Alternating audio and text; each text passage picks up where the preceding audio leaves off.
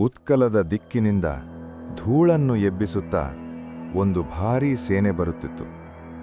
ಅದು ಸಾಮಾನ್ಯ ದಾಳಿಯಲ್ಲ, ಅದು ಗಜಪತಿ ಸಾಮ್ರಾಜ್ಯದ ಸವಾಲು.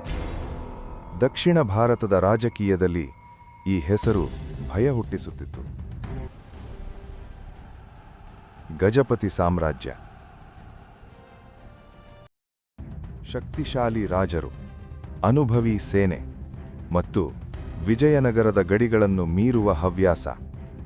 ಗುರಿ ಒಂದೇ: ವಿಜಯನಗರದ ಪ್ರಭಾವವನ್ನು ಕುಗ್ಗಿಸಬೇಕು. ಅದರಿಗಾಗಿ ಮೊದಲು ಬೀಳಬೇಕಾಗಿದ್ದವು ಕೋಟೆಗಳು. ಕೊಂಡವೀಡು ಒಂದು ಕೋಟೆ ಮಾತ್ರವಲ್ಲ, ಒಂದು ತಂತ್ರದ ಕೇಂದ್ರ.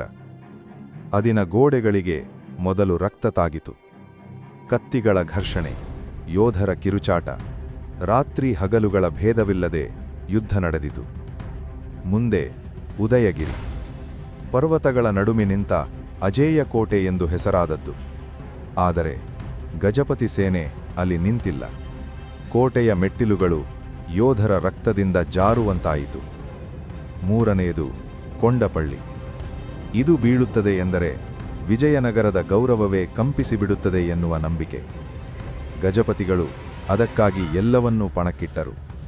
ಆದರೆ ಅವರು ಒಂದು ವಿಷಯವನ್ನು ಮರೆತಿದ್ದರು: ಇದು ಸಾಮಾನ್ಯ ಸಾಮ್ರಾಜ್ಯವಲ್ಲ, ಇದು ವಿಜಯನಗರ ಸಾಮ್ರಾಜ್ಯ.